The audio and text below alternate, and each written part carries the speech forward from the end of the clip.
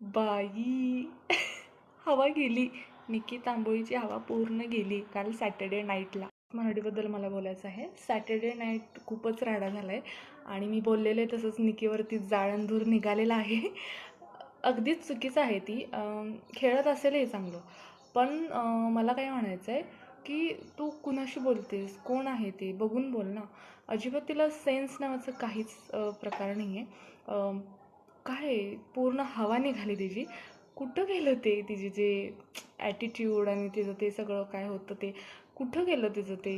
बाई कुठं गेलं हे सगळं यार निकी.